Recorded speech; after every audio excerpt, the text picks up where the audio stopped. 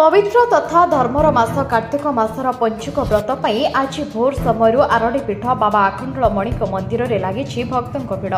बाबा 5 दिन पर्यंत पंचानन वेश दर्शन देउथिबारु हविषाली भक्तों सहित श्रद्धालु मानकर भिड़ बढ़िबार लगी। राहस पूर्णिमा दिन बाबा दुर्लभ हरकौरी वेश सज्जित हेबे। एइथिपाई मंदिर में चली स्वतंत्र नीतिकांति। भोर 4टारे द्वारपिटा नीति सहित मंगल आलती दर्शन लगी जलाभिषेक नीति संपन्न हेबा परे नववस्त्र और फूलचंदन लागे कराई दिगंबर वेश पंचुक भोग लागे कराइला। अन्यपटे मंदिर में प्रचलित विरजा पंजिका अनुଯାयी शनिवार पवित्र अँला नवमी अवसर में भागवत सप्ताह नीति आरंभ होइछि। ए अवसर में 7 दिन धरी मणिपापा एसहित भोर 5टारू राति 10टा जाए श्रद्धालु भक्त मानक पई साहण मेला कराजिबा सहित पूजार्चना कराଯାଉଛି। मध्याह्न 1 बाबा को पंचानन वेश सज्जित कराଯାई बड़ अन्न नीति भोग लागे कराजिबो। सेहीपरि अपराह्न बड़सिंहार वेश सह संध्यारे 16 उपचार नीति कराजिबो। परे मंदिर प्रांगण में भागवत सप्ताह निमंते घट उत्तोलन द्वारपाल पूजा पंच उपचार सहित भागवत पठन और यज्ञ अनुष्ठित हेबो। एइथिपाई मंदिर प्रशासन और सेवायतों पक्षरु समस्त प्रस्तुति चूड़ांत कराଯାଇଛି।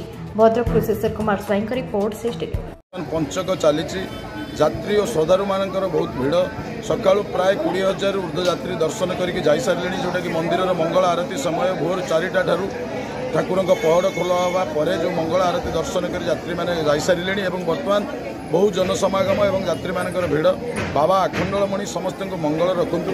ये कार्तिक मास कार्तिक महात्मार जो मैंने शिव दर्शन करती कार्तिक मासरे जो मैंने शिवलिंग दर्शन करती से अपार करुणा भगवान तरफ मिलता है। एवं विशेषकर कार्तिक मास जो आमर अच्छी धर्म मास जो अच्छे आम हविशाली मैंने हूँ यात्री मैंने हूँ जो श्रद्धालु भक्त मैंने हूँ से बाबा आखंडलमणि को दर्शन कर जगन्नाथ महाप्रभु आम जो आरडीर अच्छी जगन्नाथ मंदिर से दर्शन कर बाबा आखंडलमणि पादुका जगन्नाथ तुलसी पाई सारी से अरुआ प्रसाद सेवन करती एवं से मंदिर तरफ एवं विशेषकर सेवायत मान तरफ जमी यात्री मान कौन असुविधा न हो भक्त मैंने भलर बाबा आखंडलमणि को दर्शन करके जीवे से सेवायत मान तरफ बंदोबस्त कर पुंखानुपुंख भाव आलोचना चली कौन सेवायत जमी कौन अप्रीतिकर घटना न घटे मंदिर में कौन सेवायत तरफ हो यात्री मान तरफ हो कौन अप्रीतिकर घटना न घटे यात्री मान बाबा आखंडलमणि मंगल रखु एति आमर कामना।